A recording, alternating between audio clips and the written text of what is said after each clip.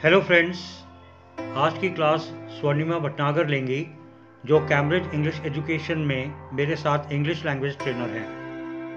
आज हम new vocabulary part 1 शुरू करेंगे। आज हम वोकैबुलरी यानी शब्दावली के बारे में बात करते हैं।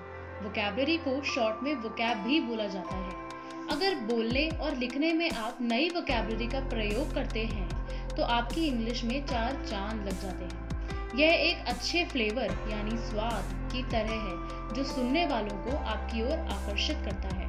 पहले तो हम तारीफ के लिए गुड शब्द का प्रयोग करते थे, मगर अब awesome, amazing, superb, wonderful, fabulous, mind blowing, excellent, nice आदि शब्दों का प्रयोग करते हैं। ऑसम और अमेजिंग का प्रयोग अच्छी इंग्लिश बोलने वाले ज़्यादा करते हैं, जैसे awesome movie, awesome food, awesome place, amazing dress, amazing looks, amazing personality.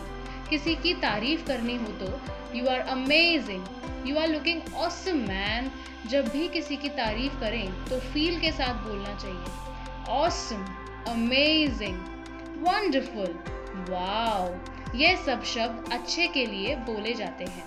Looking great, looking good, अच्छे लग रहे हो, अच्छी लग रही हो। ऐसे ही सैड यानी बुरे के लिए हम पैथेटिक यानी दयनीय, रिडिकुलस यानी मूर्खतापूर्ण, क्रैप यानी बकवास आदि शब्दों का प्रयोग कर सकते हैं। फ्रेंड्स, ऐसे ही अगर हम लड़कियों या महिलाओं की सुंदरता की तारीफ करें तो हम इन शब्दों का प्रयोग कर सकते हैं। ब्यूटीफुल यानी सुंदर, चार्मिंग यानी मोहक या आकर्षक, गॉर्जियस यानी मनमोहक या सुंदर, क्यूट यानी अति सुंदर, एलिगेंट यानी सुंदर, प्रिटी यानी सुंदर ही होता है। दोस्तों, ऐसे ही अगर हम लड़कों या पुरुषों के लिए सुंदरता की तारीफ करें तो हम इन शब्दों का प्रयोग कर सकते हैं। हैंडसम यानी सुंदर, स्मार्ट यानी अच्छा, जोरदार, डैशिंग यानी सुंदर या उत्साहपूर्ण जैसे शब्दों का प्रयोग किया जाता है। दोस्तों, अब हम नेचर यानी स्वभाव के बारे में कुछ इंग्लिश शब्दों को सीखते हैं।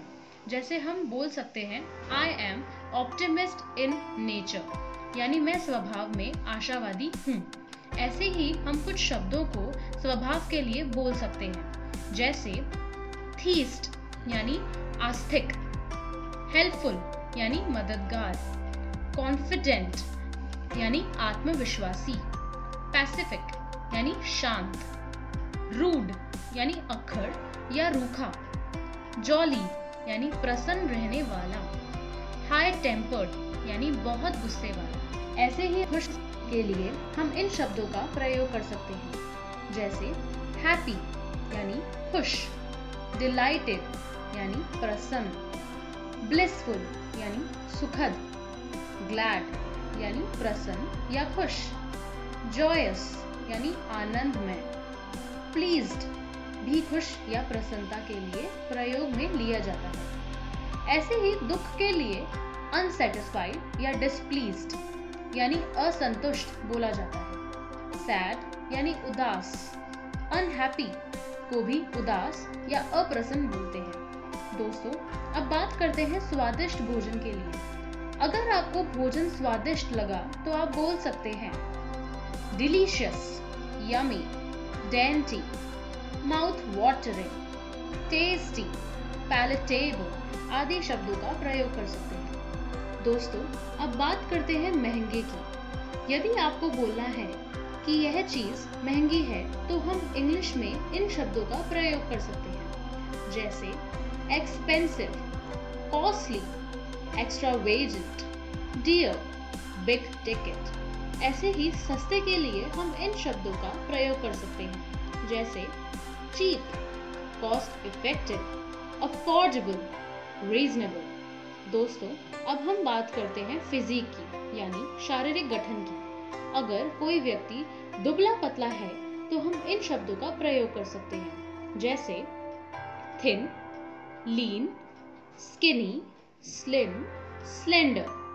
कोई मोटा हो तो हम बोल सकते हैं chubby, fat, obese, overweight, plump. दोस्तों, अगर कोई तंदुरुस्त हो तो हम बोल सकते हैं fit, perfect, strong, well built.